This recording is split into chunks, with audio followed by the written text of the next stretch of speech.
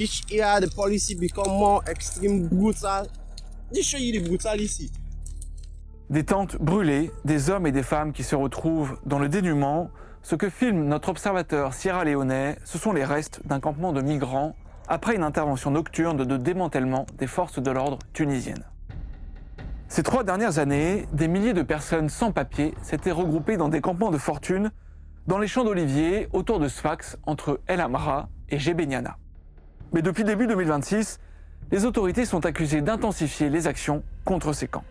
They start raiding camps at night, and which made us more insecure and more risky for us because they might just come from nowhere at night. We'll be in a panic and everyone will be running with blankets, with their kids, to able to secure a few things. And after the leaving, maybe after some hours, you'll be hearing people realizing that some things got missing. One of the most important things we value most at the moment here, whenever we saw police, is a blanket or a phone. À la mi-2025, les autorités tunisiennes avaient annoncé qu'elles prendraient en charge des billets d'avion pour favoriser le retour volontaire des migrants dans leur pays. Depuis le mois de septembre, un groupe WhatsApp qui compte plus de 1000 numéros propose à toute personne qui se signale d'être amenée à l'aéroport de Tunis. Des migrants et des associations assurent que ce groupe bénéficie de l'appui des autorités tunisiennes.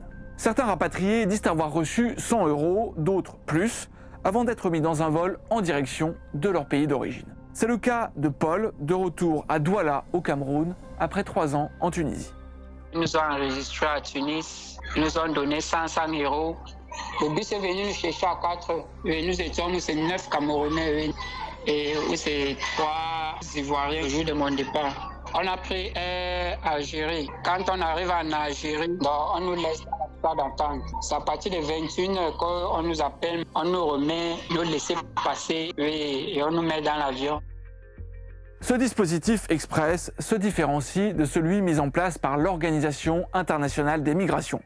Dans ce dernier, les procédures peuvent prendre plusieurs mois, mais les personnes ramenées bénéficient d'une aide financière plus importante et d'une prise en charge une fois rentrées.